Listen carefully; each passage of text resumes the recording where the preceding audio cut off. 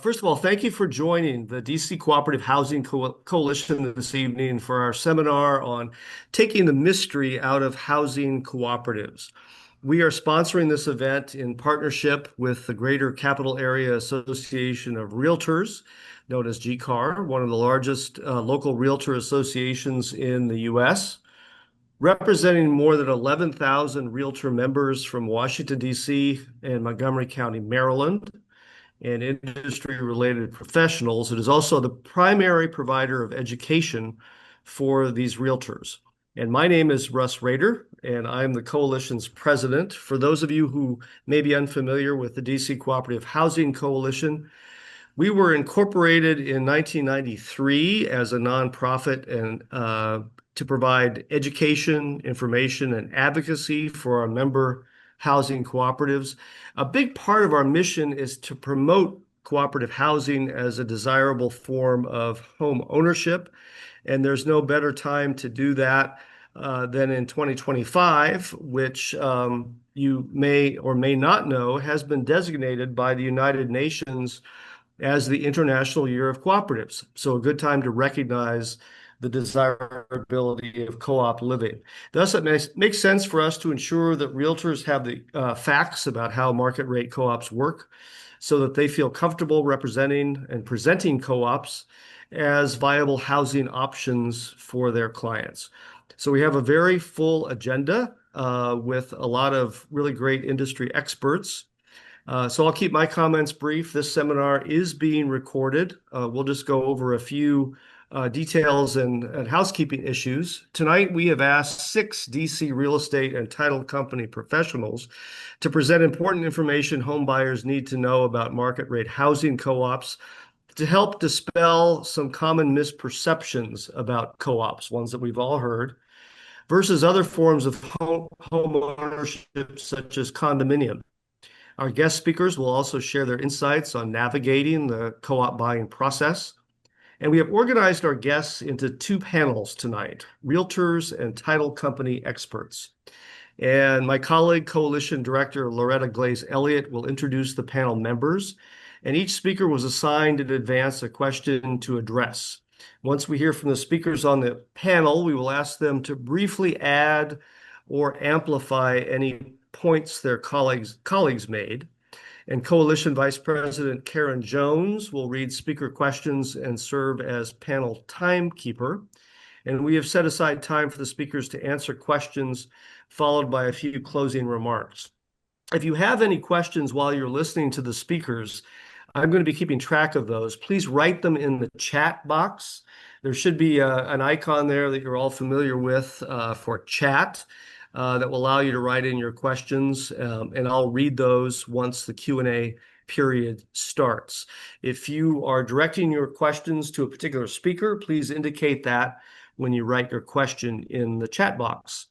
So let's get started. I am going to hand it off to Loretta for introductions. Loretta? Good evening, everyone. I'm Loretta, and I live at Troy West Co-op in Northwest. I'd like to briefly introduce the speakers on our Realtors panel. Seminar participants, by the way, will receive the full bios of all of tonight's guest speakers after the seminar and handouts. First, I'll start with Evelyn Lugo, who has been a driving force in real estate for over 35 years. She partnered with her sister, Connie Lopez Parker, in 2015 and formed the Lugo Parker team, and they are founding members at Compass Real Estate, participating in its growth and becoming the #1 brokerage in the DC metro area, and now the #1 independent brokerage in the country. A resident in Southwest waterfront neighborhood where co-ops, condos, and HOAs dominate the housing inventory, Evans has become an expert in these types of ownership. Jason Skipworth, who was formerly with DC Living Real Estate, recently began with RLAH Properties and has over 25 years of experience in the real estate industry. He's a licensed real estate professional in DC, Maryland, and Virginia. Jason has lifetime sales of over $215 million and has repeatedly been named a top producer in the metro area. His early experience in financial and operational management and strong interest in the latest technology allow him to provide attention to detail his clients' need to achieve their real estate goals. Lauren Hagen is with the Hagen-Bergstrom team at Caldwell Baker Realtor. She joined her mother's real estate practice in 2007. The practice has been a top producer since it started in 1973.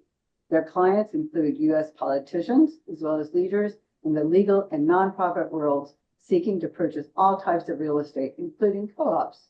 The team's business is nearly 100% repeat and referral, a testament to their high ethical standards, strong negotiating skills, energy, and discretion.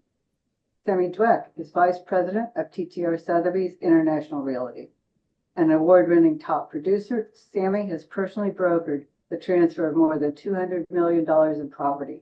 His broad portfolio of sales includes condos, co-ops, penthouses, single-family homes, townhomes, and estates.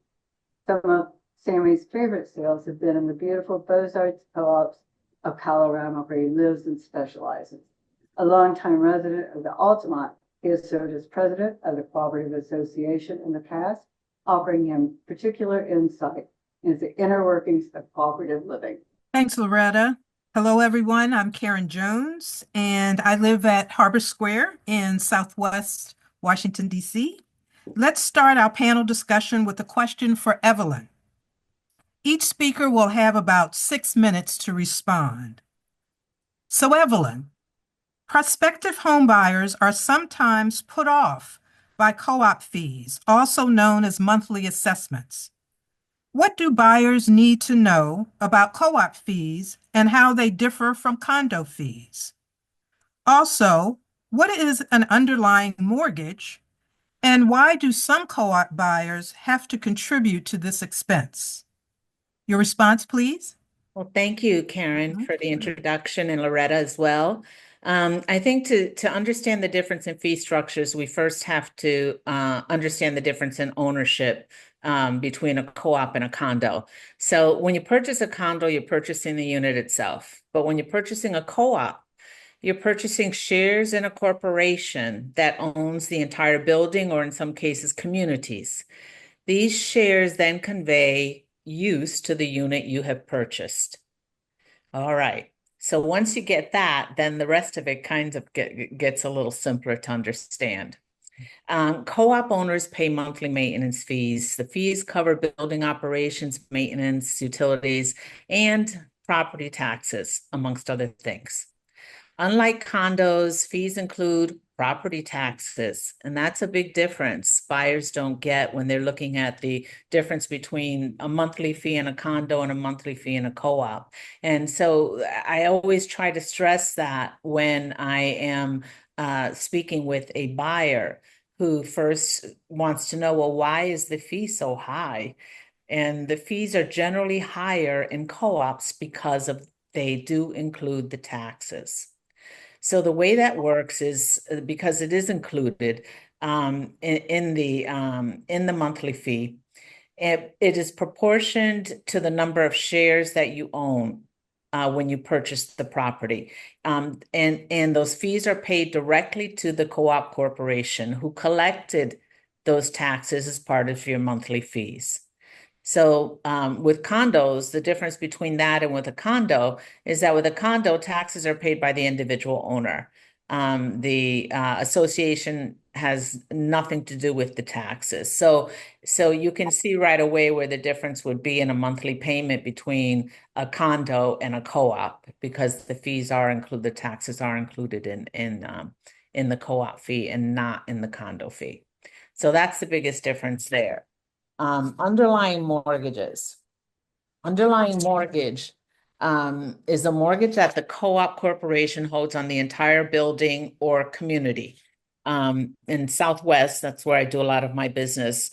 They're mostly communities. There's more than one building, which is why I keep bringing that up as a point. But an underlying mortgage is what the co-op corporation holds on the entire building or community. It's separate from what a purchaser secures when they secure their mortgage. It's separate from that, and it's also separate from the monthly co-op fee. So this is an additional expense, and not all co-ops have an underlying mortgage. when you're purchasing the property. So that should be understood. And when your agent is breaking down your costs for you, they will tell you whether or not there's an underlying mortgage. The co-op corporation will provide the details about that underlying mortgage, the terms for it. So how much is it on a monthly basis? What's the total amount due? And when will it be paid off? Generally, you'll see with underlying mortgages is that they extend for a longer period of time, especially in comparison to what we'll talk about with condos. But so, for instance, we'll take a property, a community in Southwest. I won't name the community, but they have an underlying mortgage for 6 years. And because it's shared by the other owners, and because it's spread out so far, when you look at it on a monthly basis, it's very small. It's about $140, and of course that's proportionate to whatever your shares are. In this case, the unit has a 2-bedroom, 2-bath, and so you'll see that cost. You will know before you purchase the property how much that's going to be and when that will expire so that you can plan accordingly financially. Now, another very interesting thing about an underlying mortgage, which is for many people hard to understand, and I'll admit to you, it took me a while.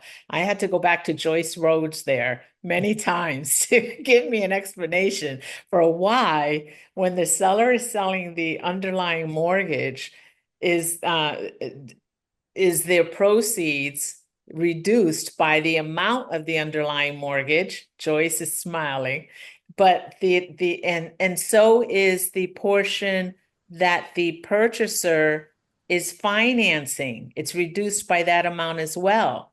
So and then the buyer assumes the underlying mortgage portion. And I know Joyce is going to get to this when we get to the settlement companies. So I won't, harp on it for too much longer. But so that is going to happen. And your real estate agent, who hopefully understands co-ops and how they work, will be able to explain that to you and exactly how that affects you financially. Because obviously it is an additional cost. And the way you finance it is completely different as well. So I'll leave that there, but you're generally going to see an underlying mortgage, as I mentioned. It's generally for a longer period of time. And it's generally used for major upgrades or repairs to the community infrastructure. And when the underlying mortgage is paid in full, it's retired, it's done. And again, these mortgages are generally spread out for a period of time.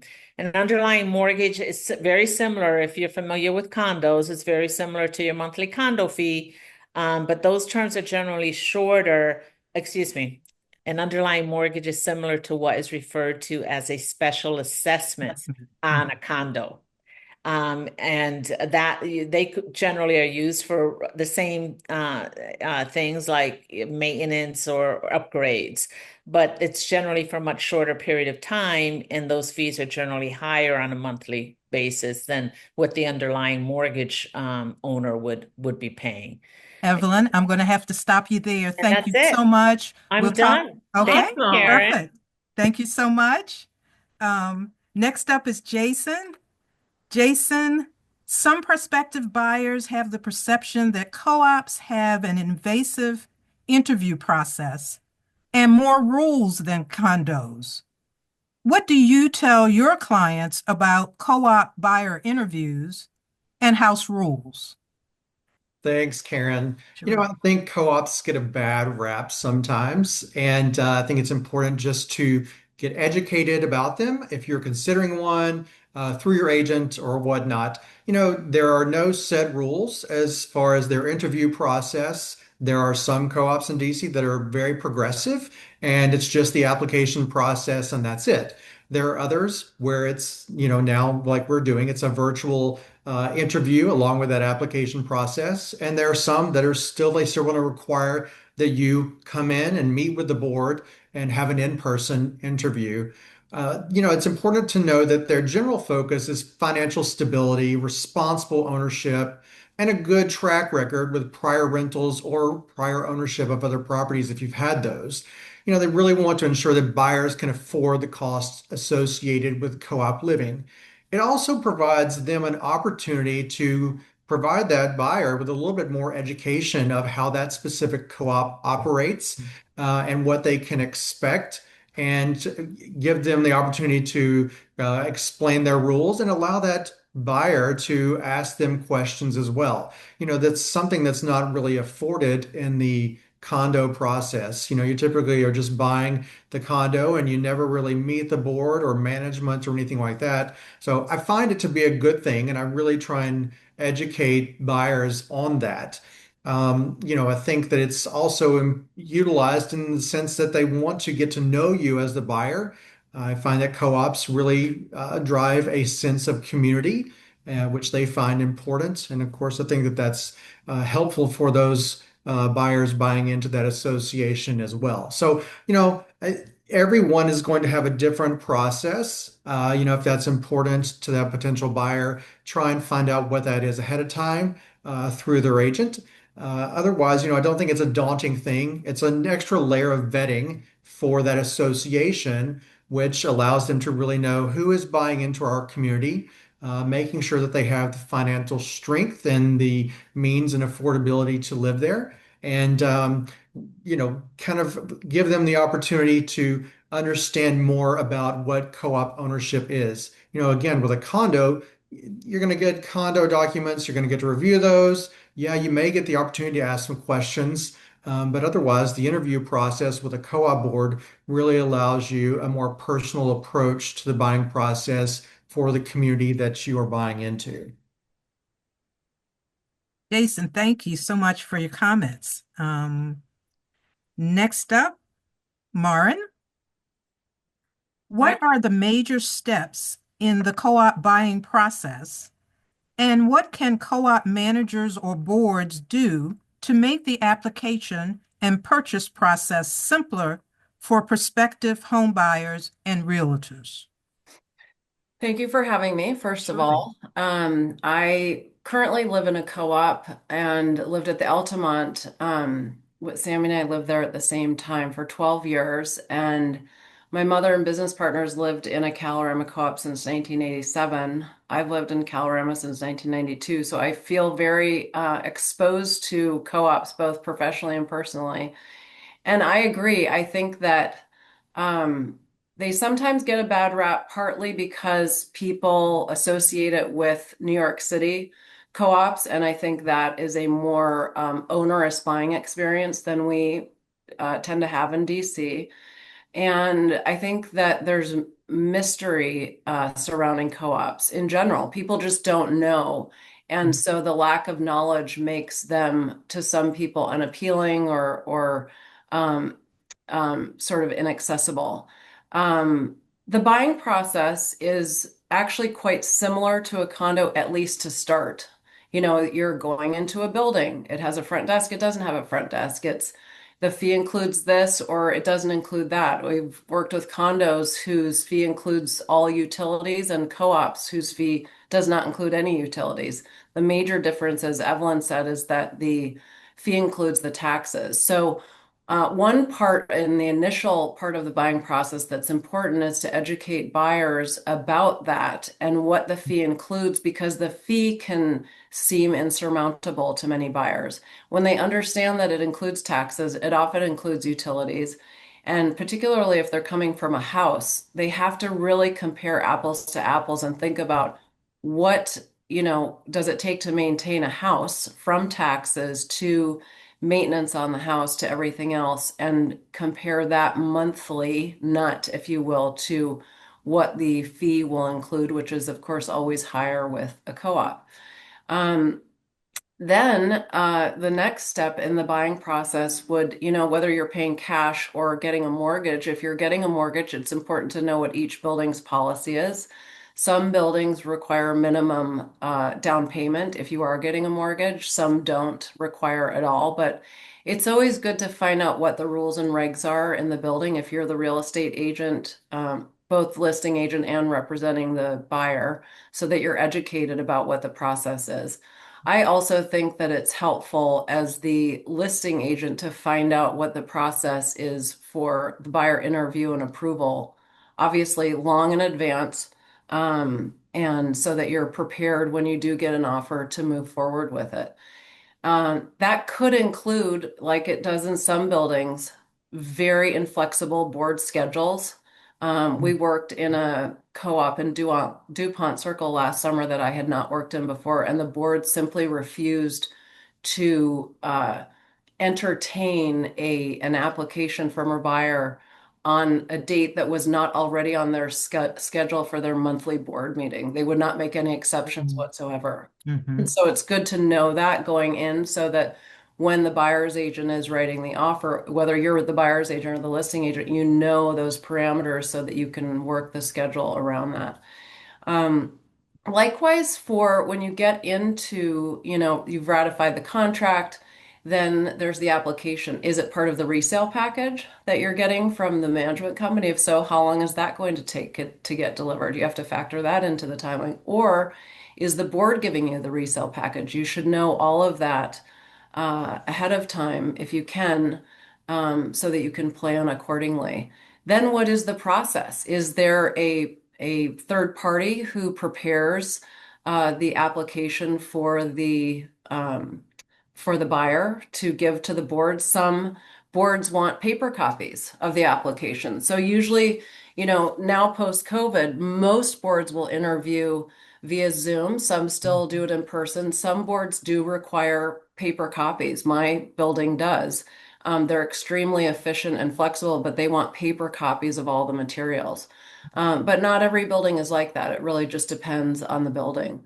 I think what building managers and boards can do to make the process easier is to make it very clear what the process is. Are we going to give the application to the real estate agents directly, or is it going to come from the resale package?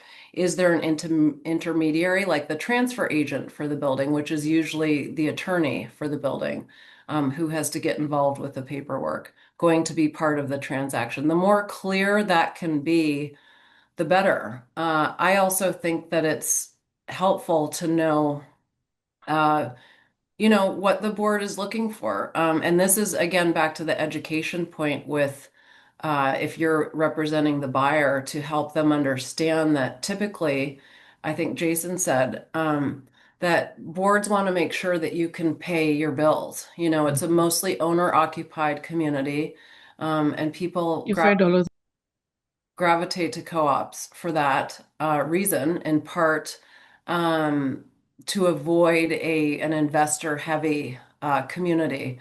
So I think that it's uh, helpful to know what the experience is going to be for the buyer when they have their interview, and just demystify it. We've worked with so many buyers who get nervous about the interview, and it's really, at least in most buildings, it's really just designed to get to know each other, provide the buyer with information, and have a chat and review their application, including finances and references. So, I think co-ops are great for the most part. It depends on the building, but that's like condos, also. So, Sure. my 2 cents. Great. Thank you, Maren. Mhm. Next up, Sammy. Hi, good Welcome. Hi evening, there. Karen. How are you? Good, thanks. Thanks for including me in this with this great Surely. group. So you've heard from my colleagues about a lot of the nuances and misconceptions about co-ops. Now I'm going to tell you about some of the benefits. So one of the nice things about a co-op is it's a stable community. It's generally a significant majority of owner occupants. And because it's a stable community, there are quality of life benefits to that. People know each other. Every community is different, but in a lot of these communities, people have each other over for dinner. They get to know each other. They're there for a long time, and that's a nice feature if you're looking for community in an otherwise transient city. A lot of co-op owners actually move within the building if they like it there, and some of them have the opportunity to buy their next door neighbor's apartment and combine it. There are some property tax benefits, as Evelyn touched on. Just as an example, my building, the Altamont, is assessed by DC and taxed on a valuation of $20 million. But if you added up the value of all of the apartments in the building individually, they would well exceed that. So the delta there is a collective benefit to all of the owners. Another thing that's nice with underlying mortgages, that gives you the ability to borrow money to improve the building and borrow it over a longer period of time. And in an environment where interest rates are increasing, some of these existing underlying mortgages offer a buyer an opportunity, at least on the portion of the underlying mortgage, to pay less monthly than if they borrowed at the prevailing rates. Due to when many co-ops were converted, which was usually earlier than the 1980s, the architectural charm of these older buildings has been preserved really nicely, whereas developers in condos from the 80s on often really diminished the interiors and removed, original architectural features. The other benefit is the financial stability of your neighbors. To live in a co-op, parties have to be vetted by the board for their ability to meet their obligations, and of course, their willingness to follow the rules. So that's another quality of life benefit. But from a fiscal standpoint, you'll find that in co-ops, there are very few foreclosures and short sales. And in the event that you do have such a situation, the building has the ability, the association has the ability to recover delinquent funds in a way that they do not have in condos, because there is a document that exists between the lender and the cooperative if someone gets an institutional mortgage. And the agreement is that in the event of a default, unlike in a condo where the lender gets their money first and then the association is actually first in line in that regard. The ability to vote people off the island. Every so often, you have a really problematic resident who just won't operate in the cooperative spirit and maybe doesn't pay their dues, or maybe they're paying and they're just causing a lot of trouble. In extreme circumstances, boards usually do this very carefully. It is possible to remove those people from the community and require them to sell. And that is not something that is generally possible in a condominium. And an additional feature to keep in mind, there are some elements of privacy with co-ops. If you live in a condo, your unit has its own tax record. And so it's very easy for someone to find out where you live, what you paid, what you owe on it. And before 2009, there actually was no transfer tax on co-ops. Since then, now that those economic interest recording deeds, which is the transfer tax for co-ops, are recorded in the DC land records, you can find who the owner is, but you'd have to know to go there to look. So there's that additional layer, and people won't know your mortgage balance because although a UCC1 form, which says that there is a debt and who it is due to is filed and recorded, the note itself isn't. So this does give you some additional layer of financial privacy. And finally, and this certainly isn't universal, it's building to building, but in many cases, you get more for your money than you would in an equivalently priced condo. One of the things about co-ops that's different is that there are these various layers when you purchase. There's the interview, there are sometimes minimum down payment requirements. There's the question of, which lenders will lend to co-ops and which won't. And as a result of that, the market is a bit smaller. So the bargain you get is the bargain you pass on. But if you're not looking at this as an investment and you're looking at it as a place to live and enjoy, a stable place with a good quality of life, you really can get more dollar for dollar than you would get in an equivalent condominium in most cases. Sammy, thank you very much for sharing some of the benefits of buying into a co-op. Um, Now I'd like to give the Realtor panel about 10 minutes to comment on the various topics that we've addressed and to share your own insights about any of the questions that were asked, not just the question that was asked of you. So who would like to start the discussion? I would like All right. to piggyback on Oh, something what Myron shared. surely. And I'm sure she was getting there. But we're talking about a lot of things. With that cash buyer, the cash buyer, to prepare the cash buyer who's going to buy a co-op is really important because they think that it's like buying a condo. Here's your cash, leave me alone. It's not. So they do, if you are a cash buyer and you're purchasing in a co-op, there is a process that is very similar to a mortgage application.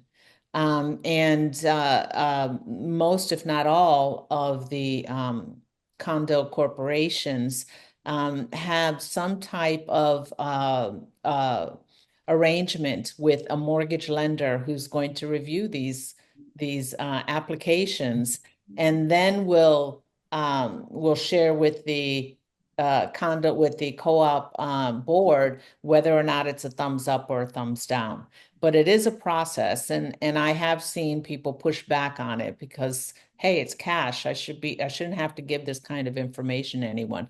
But as several of our speakers have mentioned today, they do want to make sure that you can live up to your financial responsibilities to the corporation. And that's why you do have to go through that process. I have not actually ever worked in a condo that was affiliated with a mortgage company who reviewed the application. I mean, I've been doing this for 18 Same. years, you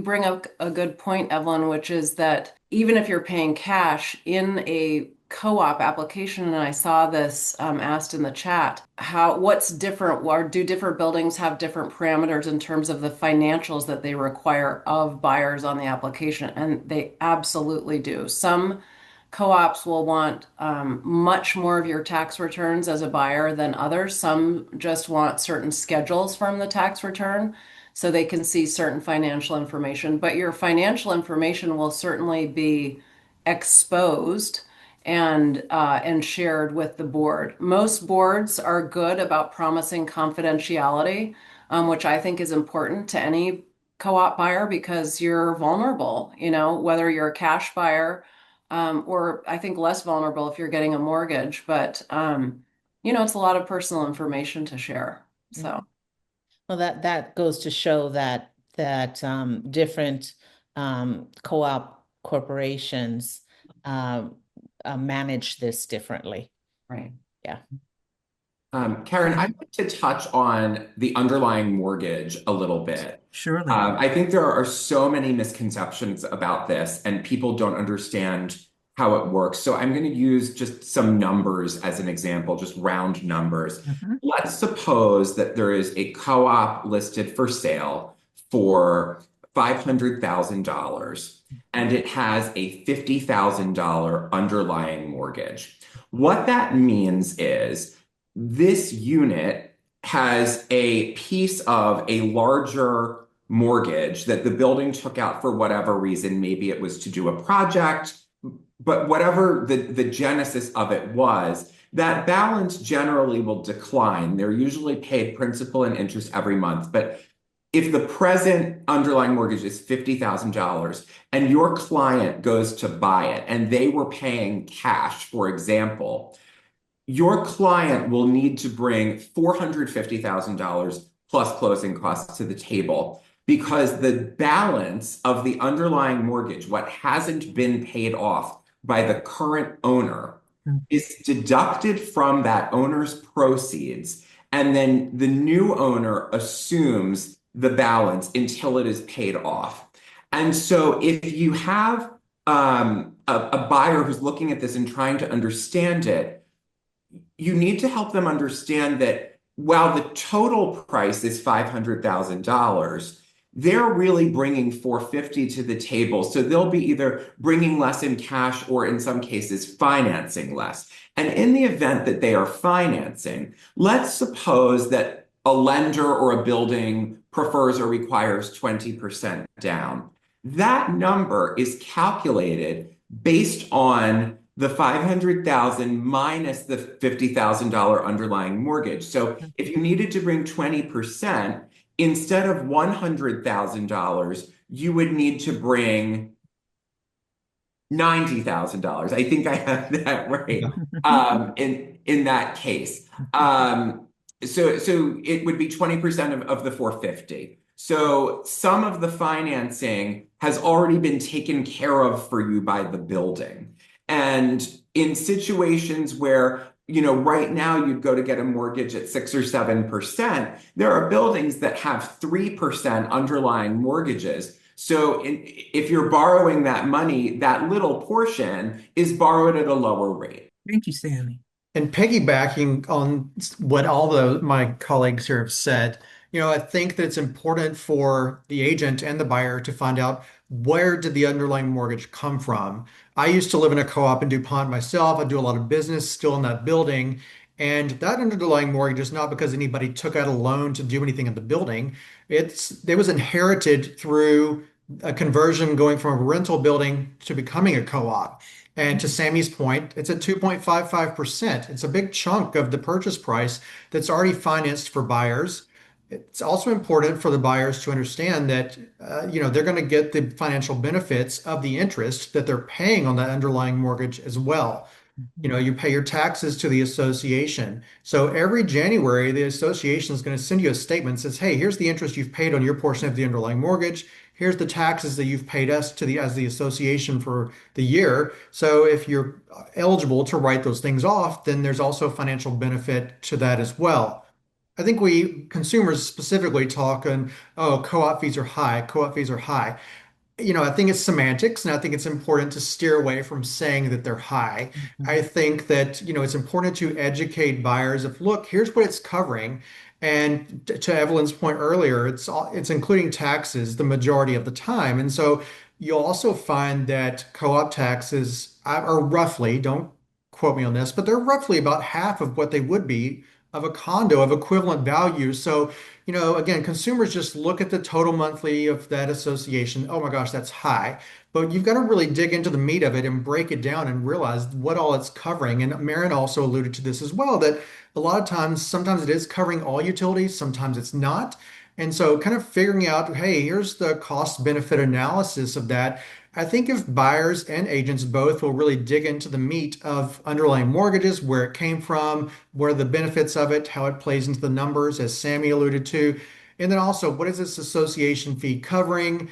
Compare the taxes to a condo from a co-op, what that breakdown is. I think that a lot more consumers will realize there's a lot more financial benefit of owning in a co-op than there is of a condo. And so, hopefully with that education, consumers won't be so scared away from that. And I think somebody said this earlier, that a lot of times it's just, oh, my friend has a horror story of a co-op in New York. Well, Marin said this, we're not that. I don't know of those experiences here in DC.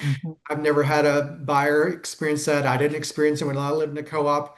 I thought it was great. I liked the extra layer of vetting of, owners who are going to be a part of the community that I live in. So I would just encourage everybody to kind of dig into those things more, find out that information, do some cost benefit analysis. And I think you'll find out there's probably a lot of savings to be had by owning in a co-op. And also with what Sammy said about if there is an underlying mortgage, it's saving you a lot of money up front that you can do other things with and, invest that money into making that your home.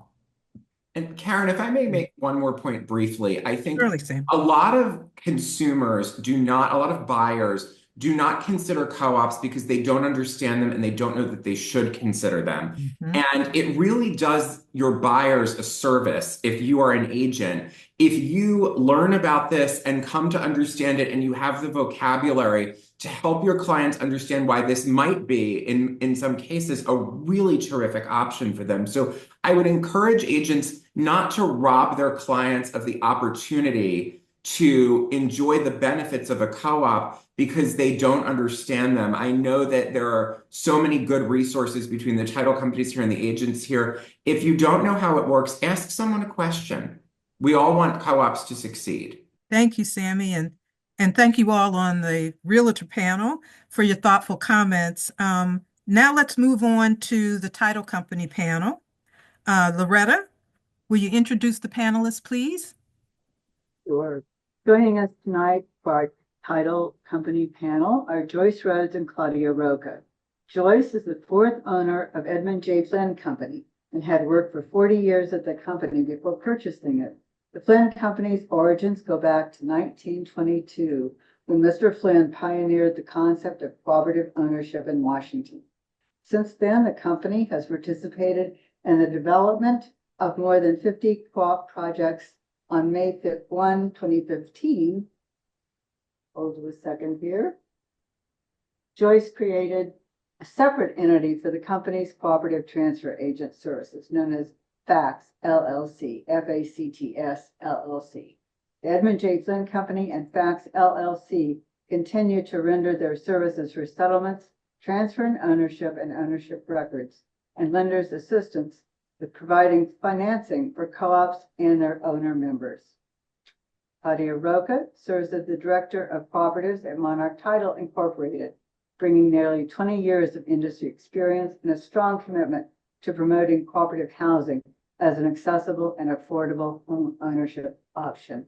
She works closely with housing cooperatives, real estate professionals, lenders, and management companies throughout the DC and Maryland areas. Specializing in all facets of cooperative transactions, she focuses on educating real estate agents and lenders on the cooperative process, including board applications, share loans, and jurisdictional practices. Thank you. Thanks, Loretta. Our first set of questions is for Joyce. Joyce, welcome. What DC entities can, one, provide mortgages for prospective co-op owners, and two, settle co-op purchases? What do prospective homebuyers need to know about co-op lenders, recognition agreements, and title companies? Joyce, floor is yours.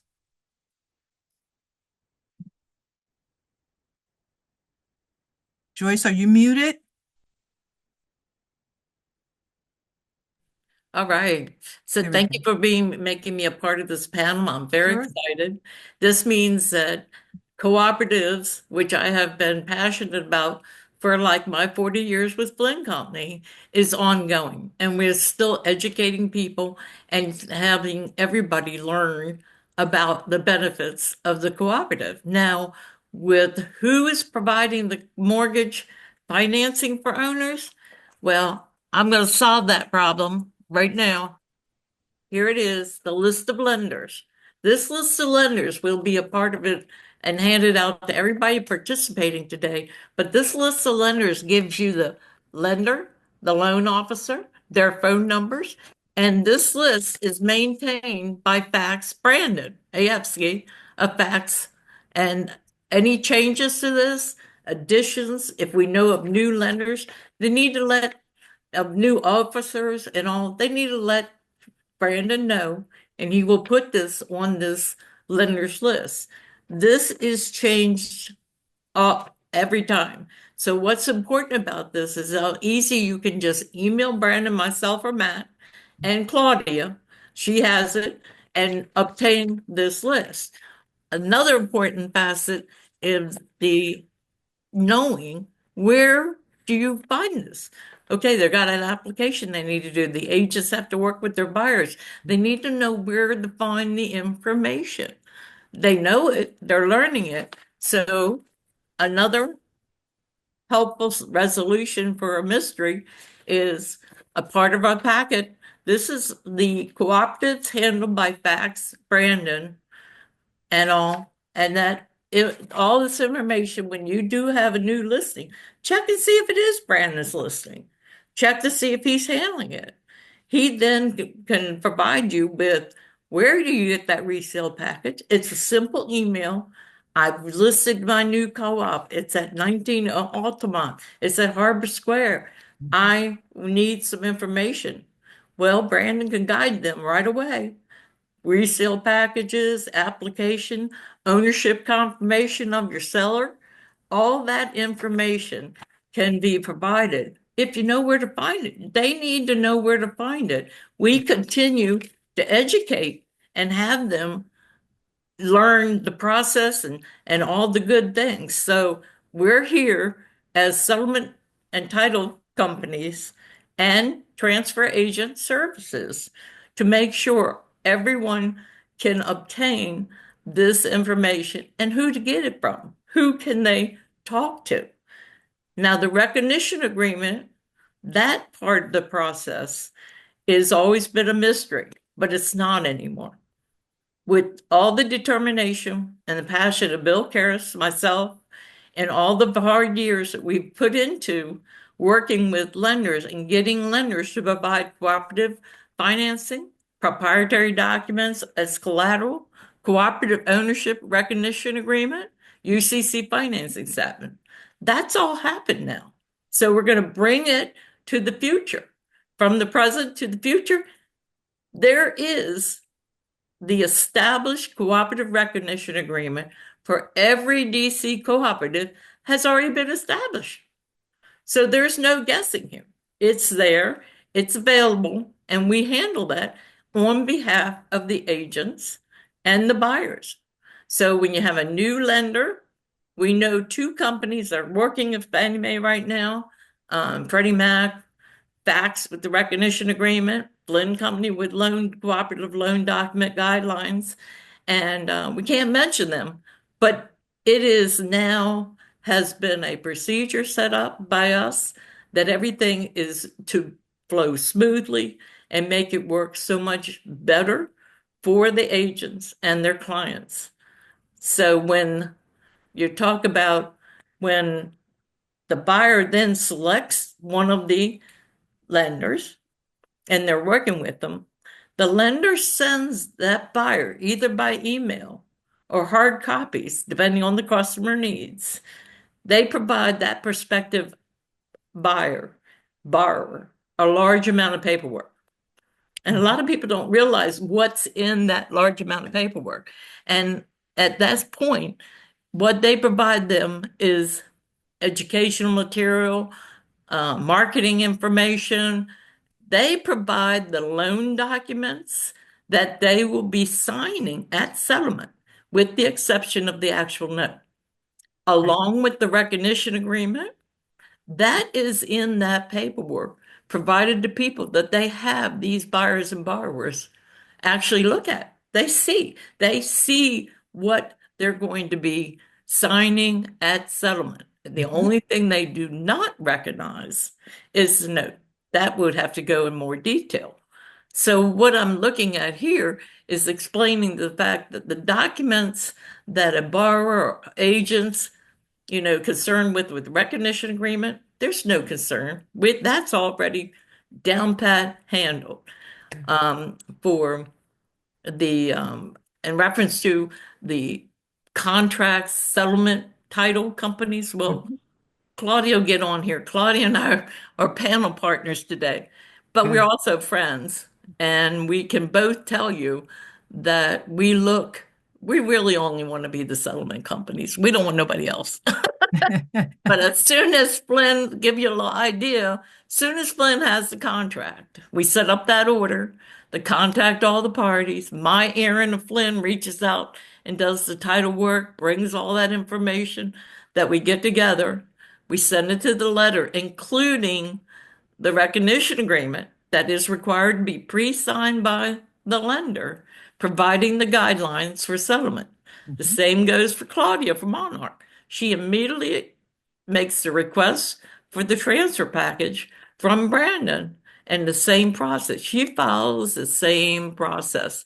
So when it comes to all the information, we need to educate, but we also need to give them the tools. Where do they find this? Who can help them most in this? Their broker can help them with contracts. Well, Flynn, Fax, and Monarch, we can help them with the where to find it. Here, we're here to help you and to educate you or give you the tools of what to do to make your case, everything goes from beginning to the end of settlement, a very smooth, enjoyable experience. Great. So, Joyce, thank oh you. yeah, Thank yep. you. Thank you so much. And I'll just give you just a few seconds to plug your book, Cooperatively Speaking, because that's a handout we're going to give all of the participants tonight after the seminar. So if you just say a few words about that, and then we'll move on to Claudia. Well, that gift is actually coming today from it is copyright. But if all this that we said today, every single bit is the information that all the agents have discussed, including the underlying mortgage, that layout, everything is in that Cooperatively Speaking book.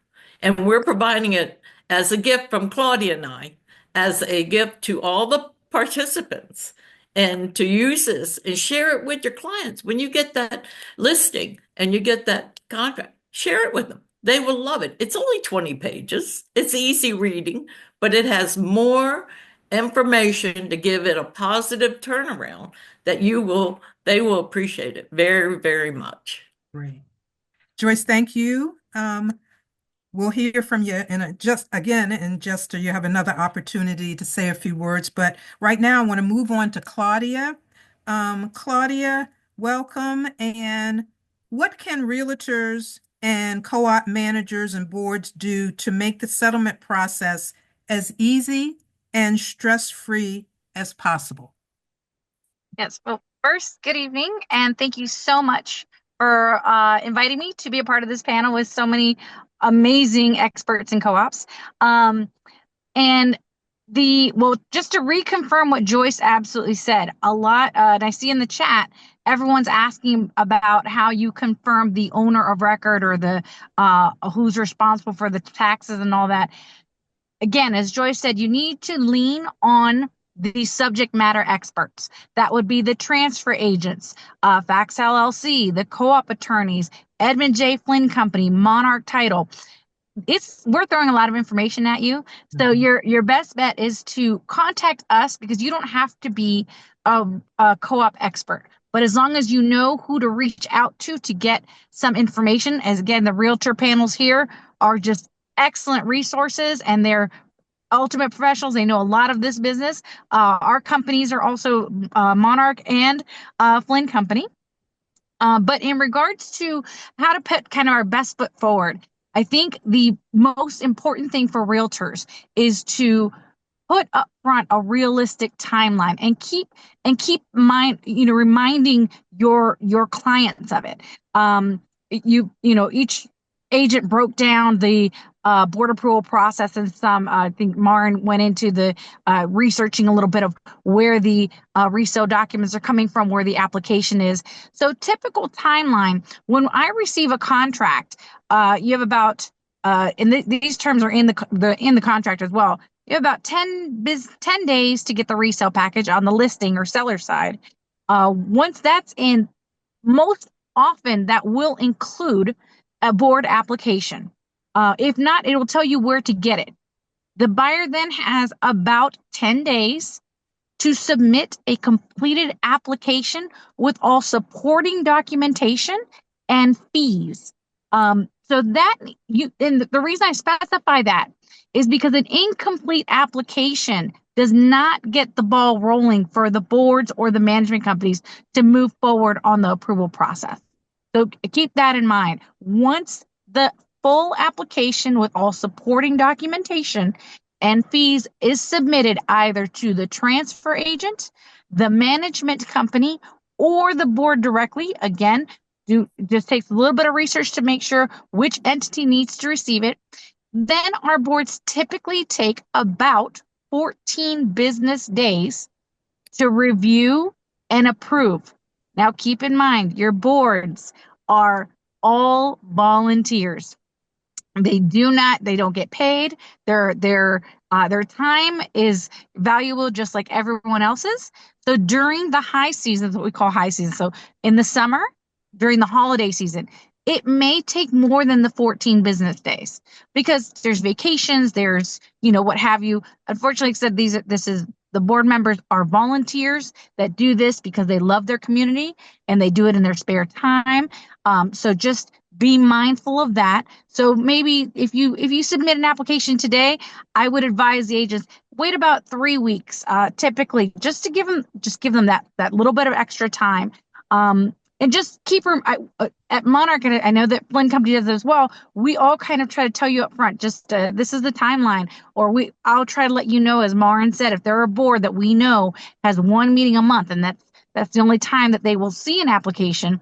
We try to put forth as much information as we can to our agents to empower the agent or broker to then disseminate the best information over to the client. So if you don't know where to start, where to begin, or what you should even ask, call us, give us a call. Flynn Company's always taking calls. Monarch is always taking calls. We're here to support you as a real estate agent or broker so that you can put the most information to your client as possible, because that's really the key for a smooth transaction on the realtor side.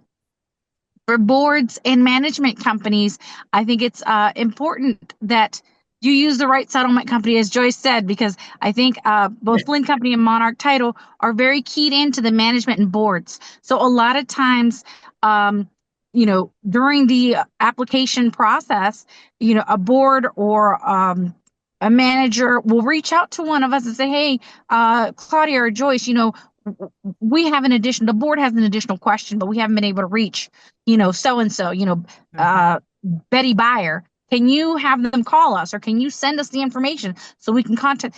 The communication is key amongst all of us. And when I say us, I mean the agents, management, board, settlement company, because sometimes it does take a village to get everything across the finish line. And we just want you to know we're here to support you. Our role is not, Joyce and I don't police anything. We're here exactly to be that helping hand, to give you, maybe reiterate, or if you've had a question that no one was able to answer, loop us in. I mean, we're always, right, Joyce? We're always open and happy to help. Yeah. There's never a time when we're going to tell you we don't know, because if we don't know it, I'll be like, you know what? I think I may know someone that knows it. I'll loop that person in, but it does just lean on the experts. You don't need to be the expert. Obviously, if you want to do the research, I always promote that. Please, education is great. We're always learning. Joyce reminded me of that earlier today. So we are all in this transaction together. There is no they, them, us, we.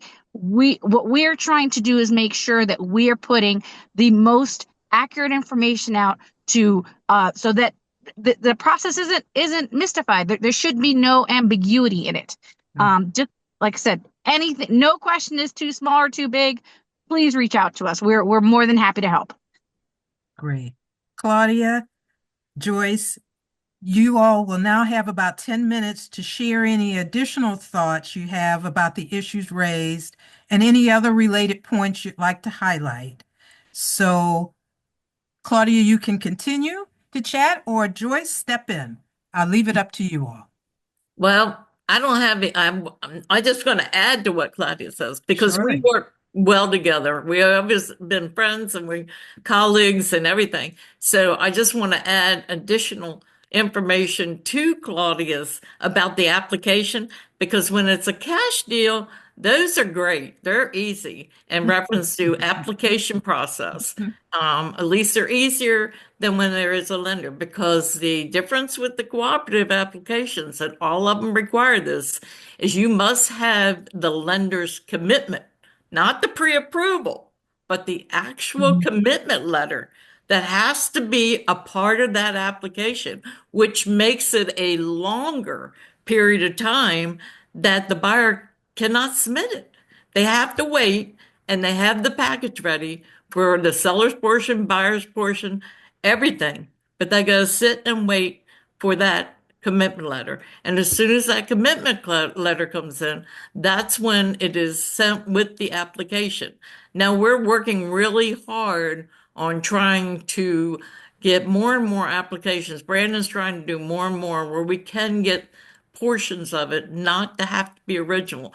This is a new education process that we're trying to show and enlighten and give information to co-op boards about trying to help us and see if we can do this to benefit all. But yeah, definitely, I can add that to what she said. I mean, we both agree and know this is exactly what we talk about anyway, and anything else. But we wanted to get it out there, and this was our opportunity, and we're excited about we can get out there and say, hey, this is who you need to contact. This is who the information is. We're giving you three choices: Brandon at Fax, Joyce and Matthew at Flint, Claudia at Monarch. Reach out, ask. We're here to guide you, to give you who to talk to, where to get it, and make sure you get it so you keep moving and get us to the settlement, end the settlement. Anything else, Claudia, you can add to mine? Yeah, I just want to also say, as Joyce said, she's working. We're all constantly working with new lenders, trying to get them to open up their cooperative loan pipeline. So if you do come across, as I said, there's a lender list. You can get it from Brandon, you can get it from Joyce, anyone at Flynn, you can get it from Monarch Title. If you approach a building that the lender's not on that list, or maybe the lender's not on the list at all, don't be scared. That doesn't mean that they can't do it. The only thing is, because we are working proactively, both Joyce and I, our companies are always trying to get you more options. So just keep in mind the only hiccup may be, or not even, it's just maybe a settlement delay. Give them a couple more weeks to process, because they're going to have more intensive project approval scenario. That's going to take them a little longer. It's the first time they've approached this building. They don't know anything about it. They don't know any of the financials. So just I would urge you to tell your clients to just be a little bit more patient. It's not that it's going to be a no. It's just, it may take a little bit more time, especially since like I said, both Joyce and I are actively trying to promote cooperatives for financing, for sales. And so we are working with lenders that you may or may not have heard of, trying to get them, we're kicking and screaming over to our side. Ladies, any other comments you want to make about the settlement process or lenders I'm type gonna, if I may answer a question from someone. So the question was, I'm confused as to acceptance and ratification of an application. So the acceptance, okay, or ratification, the ratification of the contract just means that that a sales agreement is in place. Then the resale package that comes from the listing or seller directly has an application for board approval. That's that information that Marin and Sammy and Jason spoke about, where they need financial reviews to see credit history, credit score, all that, just to make sure you're financially sound, so the board can make a decision as to whether approve the applicant to become a member and close. So on the seller side, is again, the seller just has to make sure that they get all their documentation, the resale packages out in a timely fashion. And then we all kind of wait for that approval process. But when you're under contract, you are absolutely under sales agreement. That doesn't change. anything else? No? Well, ladies, thank you both for your remarks. Now we'll give you and our realtors a chance to answer questions from the audience. Russ has been looking those over, and obviously you all have been too. So some may have been answered already, but I'm going to turn the floor over to Russ. Thank you both. Thanks. Thank you. Yeah. And thank you to our experts for diligently watching the chat and answering questions as we went along. There are a couple of additional questions that have been put in the last couple of minutes. Again, if you have any questions, please do put them in the chat and direct them to a specific speaker if you'd like to do that. So one of the questions is, what happens if a buyer is approved or conditionally approved from a lender, but unable to secure board approval? Is there any recourse? I'm assuming the only reasons a board can or would reject a buyer would be for those reasons that were discussed earlier, and that there are, of course, civil rights protected, and that it focuses on finance and willingness to accept the rules of the co-op. Russ, I would interject with that, and just quickly and briefly, because I've had one experience Yeah. where I was representing the sellers and the buyer was rejected without reason.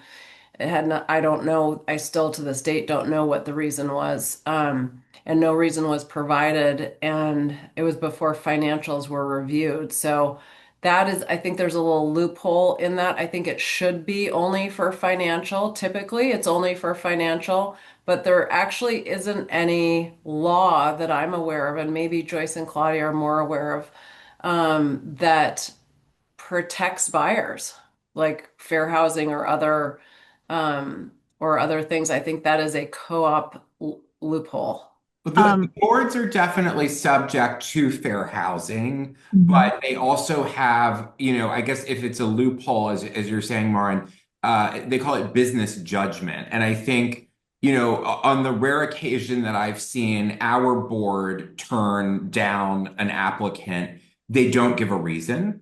And I think part of that is probably to cover the association, and not open it up to further discussion. But I only have limited experience with that, but they definitely do have much broader discretion than most entities would in something like this. Right. In my experience, I obviously Joyce and I have seen many years Yeah. of approvals and rejections, but what when they give a rejection due to a reason, most of our boards do give the applicant a right to appeal it. Again, when they reject with a reason, so it's not like it's a end all be all. There's a lot of times they'll be like, well, we can't, and they'll word it in a way that says, at this time, we can't approve this application, due to, needing more clarity on X, Y, or Z. And so then it gives the buyer the chance to then address what they were hesitant about. So when I have seen a rejection with a reason, usually they cite, the item and say, give the applicant the opportunity to rectify it or clarify. I also feel like the boards themselves, they check with their attorney. If there is something regarding the application that they're hesitant about, and I encourage them, if I get called or any way, that they must check with their attorney before they make this decision or make any points. Because yes, there is fair housing law, disability. There is several things. And now the big one is the pet, where it's a Mhm. pet approval compared to the service animal. That's a really been a ongoing subject problem that the cooperatives are looking at, those or do not allow pets. And Mhm. so we have those circumstances. But the cooperatives have now, with the attorney's assistance, there is an addendum that can be part of their application where they provide the documentation regarding the service animal, and they must meet those qualifications regarding the service animal if it is a no pet building. So I always have them please check with the attorney, discuss it with the attorney, and make sure when they make a decision, whether they give a reason or not, is usually based on what they have been told by how to handle it per their attorney. Does that help? Thank you, Joyce. Yeah, thank you very much. Mhm. Any other questions from the audience or any comments from our speakers that they want to expand on any issues we've discussed? I had a question. What does one own when they buy into a co-op? And how does that differ from a condo? I can take that one. So, a lot of it has to do with the proprietary documents. So the standard that everyone knows is a stock and lease. You'll be surprised. Most of my co-ops do not have a stock and lease, but these two documents, or one document, are evidence of the same thing. When you get approved to the board and you go to settlement, you purchase membership in the cooperative association. That's typically what your membership certificate, stock certificate, what it confirms is you are a member. You know, Betsy Buyer is now a member of Harbor Square Owners Inc. And then that additional document being the proprietary lease, the occupancy agreement. If the co-op issues that secondary document, that says that upon Betsy Buyer's membership of the association, she has the right and of use and enjoyment of Unit X. Yes. Mhm. Would that be, and adding to that, one of the handouts that we provided is the Brandon's list of the cooperatives handled by facts. And as part of this list, the form of ownership for each cooperative is on this list. So when you have received this as participants, or anytime you ever would like a copy of it, the form of ownership is parted and listed there and shown there for everyone's knowledge and use to help them. But yes, and every one of them, since the time of working with them, have all the varying forms of ownership. Yep. Thank you. In conjunction with that, Karen, I would just say I oversimplify this for my clients. And I tell them, look, you're not going to feel any different owning in a co-op. There's going to be your ownership is different on paper, and maybe there's some different rules, typically in regard to renting, maybe in regard to pets. But that's it as far as don't feel that there's something that you're not going to understand. I don't, Claudia gave a great explanation, which I couldn't give, honestly. But again, when I'm talking to consumers and buyers, right, it's a different thing, right? And so I just try and ease their mind a little bit and say, look, it's just going to be different on paper, but the same thing is going to happen. You're going to pay a monthly association due just like you would in a condo. It's probably going to cover more things. And there's going to be an extra step in the process, which is board approval. But I think it's a great thing because, again, once you own into that community, it's going to give you, I think, peace of mind knowing that future owners are also going through this extra layer of vetting. And so you're getting good, solid people who can afford to live there buying into the community. And, presumably that helps them to have the mindset to be better stewards and better neighbors of the community. Mm-hmm. To add what Claudia said in reference to the ownership and all, that the cooperatively speaking book that everyone will receive, that book includes all this information. It's in there. Take a little bit of time to read through the pages and you will see the information in there. And this just substantiates, again, the seminar that we're having today to give connection, education, highlight different things, and bring people together and where to contact, who to get a hold of. This is it. This is where it is. At the bottom line, you take that cooperatively speaking, which Claudia has a copy of too, and we share it with anyone that needs it and wants it, asks for it, no problem at all. Thank you.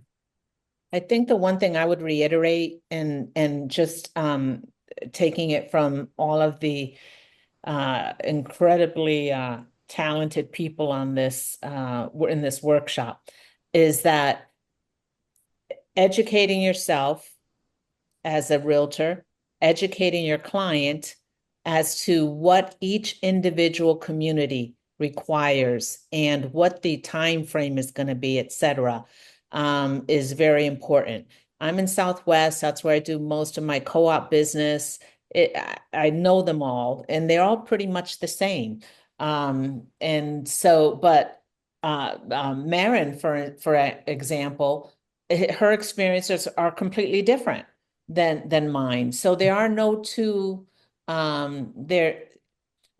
communities operate the same way. So just be as well informed as possible. Obviously, contact the settlement companies when you don't know something. And I've worked with both, and they're both amazing.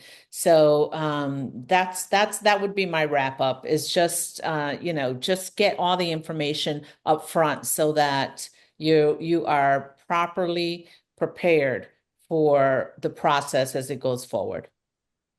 Great. Thank you. Russ, do we have any more questions in the chat? We have some that have come in, some of them have been answered, but one of the questions was about taking out a loan on a co-op property, taking out a HELOC line of credit. Are there any issues with that? Is that any different than owning a home, single family home or a condo? So there's no issue with it on the co-op end. Most lenders do not do secondary financing on co-ops. There are that I know of right now. There are two. It's per building dependent. So if you need more information on that for a specific co-op, just reach out to Joyce or myself, and we can direct you to the. Again, I think right now there's only two. But again, that may change in the next month or so, hopefully. But that's something that if you reach out to us, we can kind of put you in contact with the people that can do it. Thank you. Okay, great.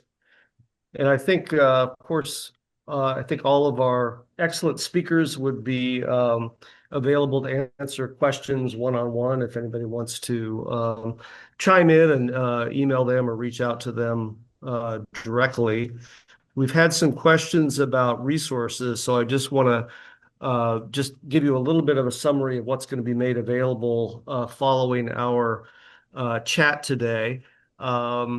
One of the things that is really important, I think, is Joyce's pointing out her book, Cooperatively Speaking. It's a really great resource. And the coalition also has a book, Co-ops 101, which is a great thing to review and to get a primer on how co-ops work and what the benefits of co-op ownership can be. And Co-ops 101 is available on the coalition's website at coopsdc.org. Again, coopsdc.org. And we've just had that book also reprinted. It's electronic on our website in a PDF form, but it'll be available in hard copy as well if you'd like to have copies of that to hand out. Any other final thoughts or questions? Well, I appreciate everyone's participation and all of the excellent questions. And on behalf of the DC Cooperative Housing Coalition, I want to thank our partner, especially Sophia Davis. Thank you, Sophia. Sophia is the Associate Director of Events at GCAR, and she really helped us in planning this event and connecting us with local realtors and clients. And I want to thank my colleague, Loretta Glaze Elliott, for working with us and participating and helping with the script and getting the questions pulled together. And special thanks to Karen Jones, who's our Vice President at the Coalition, who did excellent work at pulling all of the logistics together and getting the scripts written and making everything easy for all of us in participating. So thank you, Karen and Loretta. And thank you for all of our amazing speakers and all of our participants for the great questions. The seminar recording, slides, and several handouts, including links to complimentary copies of the Coalition's book, Co-ops 101, and Joyce's book, Cooperatively Speaking, Claudia's list of co-op lenders, and the complete bios of our speakers and contact info will be available and emailed shortly to everyone who registered. So this ends the Coalition's seminar. I hope you enjoyed it. Taking the mystery out of housing cooperatives. I hope that we achieve that tonight, and there are certainly a lot of comments and follow-up that we can do, perhaps to do something like this again in the future. So on behalf of the Coalition and GCAR, thanks again for attending, and enjoy the rest of your evening. Thanks, everybody. Thanks, everyone. Thank Nice you. seeing everybody. Appreciate it. Bye-bye now. There, have a blessed Thank evening. you. Thank you. You too. Bye-bye. Appreciate your Bye-bye. attendance. Bye.